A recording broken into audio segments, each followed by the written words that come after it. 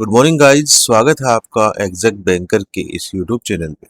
सबसे पहले आपको आज के खास दिन, आज के शुभ दिन, रक्षाबंधन की हार्दिक शुभकामनाएं। चलते हैं आज के हमारे टॉपिक पे, करंट अफेयर्स टॉपिक जो है उस पे चलते हैं। देखते हैं आज कुछ नए पॉइंट्स क्या हैं। आईपीएस अधिकारी जो है सतीश गोलचा जो हैं उनको दिल्ली सरकार के होमगार्ड निदेशालय में विशेष कर्तव्य अधिकारी ओएसडी नियुक्त किया गया है। देखिए यहाँ दो तीन बातें हैं। पहली बात तो इनका नाम आईपीएस सतीश गोलचा कौन से कैडर से आते हैं, ये चीज इंपॉर्टेंट हो जाती है आजकल। कौन से कैडर से ये आते हैं ये हमें ध्यान में रखना है कि कौन से कैडर से ये संबंधित है। ठीक है, इनको होमगार्ड निदेशालय में विशेष कर्तव्य अधिकारी ओएसडी जो पोस्ट होती है उस पे इनको अपॉइंट किया गया है और वे वर्तमान महानिदेशक वीरेंद्र सिंह की 30 सितंबर 2026 को सेवानिवृत्ति तक ओएसडी के रूप में कार्य करेंगे। ठीक है, सतीश गोलचा 1 अक्टूबर 2026 से दिल्ली होमगार्ड के महानिदेशक का पदभार संभालेंगे 1 अक्टूबर 2026 से। तो आपको खाली नियुक्ति पूछी जाती है बैंकिंग की एग्जाम में, नाम पूछ ले, कैडर पूछ ले, बस इतना ही पूछा, ज्यादा डीप लिस्ट में जाते नहीं एग्जाम में। ठीक है, नेक्स्ट देखते हैं।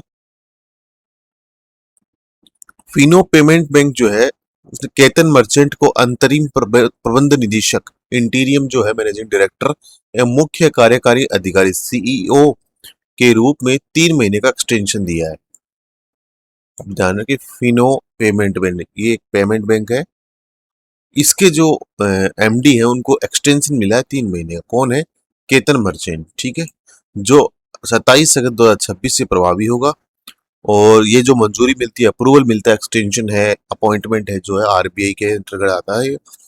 केतन मर्चेंट 27 मई 2026 से अंतरिम एमडी एंड सीईओ के रूप में कार्य कर रहे हैं। इससे पहले वे सीएफओ थे।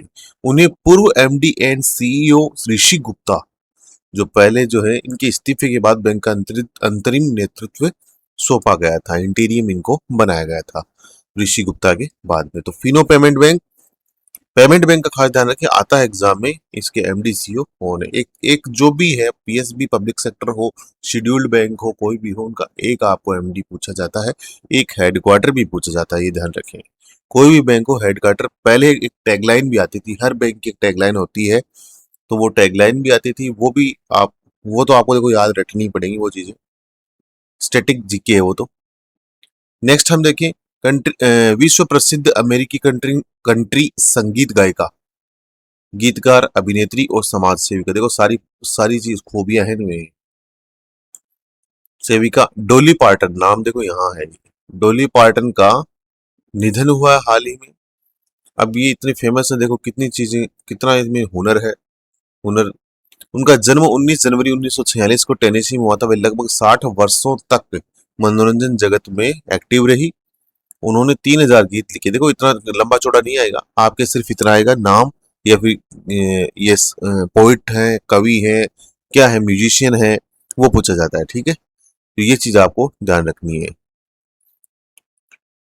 टेनेसी में प्रसिद्ध पर्यटन स्थल डॉलीवुड की स्थापना की, ये ध्यान रखें। Dollywood, Bollywood, Hollywood, Tollywood, Dollywood, Dollywood related है अमेरिका से। ठीक है, नेक्स्ट हम देखें, अगला जो हमारा पॉइंट है, 2028 नासा का प्रस्तावित जो प्रपोज्ड SR-1 फ्रीडम मिशन है 2028 उन्नत अंतरिक्ष ऊर्जा प्रौद्योगिकी और मंगल ग्रह के वैज्ञानिक रिसर्च के लिए भेजा जाएगा।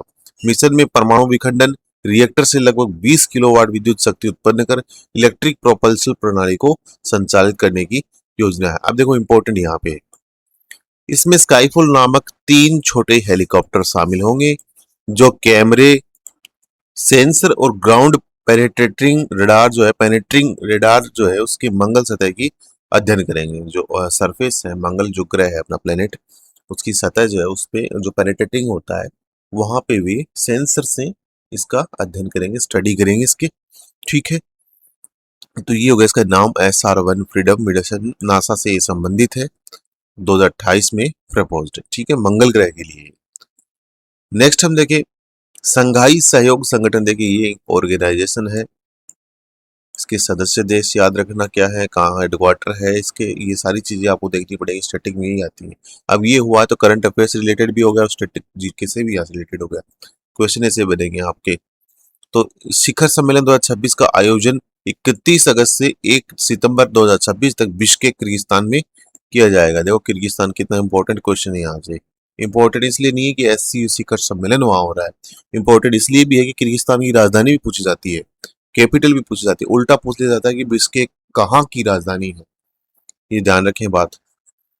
वर्ष 2026 अब ये खास क्यों है इस बार, देखो हर बार ये इसकी खासियत क्या है। वर्ष 2026 में SCO अपनी स्थापना के 25 वर्ष पूरे कर रहा है। देखो ये जो 25 वर्ष 10 वर्ष जो भी है पूरे कर रहे हैं ना, यूपीआई का कल मैंने आपको बताया था 10 साल पूरे हो रहे हैं, तो ये 10 इसके 25 पूरे हो रहे हैं। ये चीजें ध्यान रखना कितने वर्ष पूरे हो रहे हैं इस बार, ये इंपॉर्टेंट है। कई योजनाओं के 10 साल पूरे हो रहे हैं, कई योजनाओं के। मोदी गवर्नमेंट जो है उसकी कई स्कीम चली हुई है, 10 साल है या कितने सालों में पूरे हो रहे हैं, सुकन्या हो चाहे कुछ भी हो, वो खास ध्यान रखिए, क्वेश्चन पक्का बनेगा आपका। अब देखो इसमें SCO के 10 सदस्य हैं, इंपॉर्टेंट यहाँ पे है। क्वेश्चन ऐसे पूछा जाएगा, निम्न में से कौन सा SCO का सदस्य नहीं है।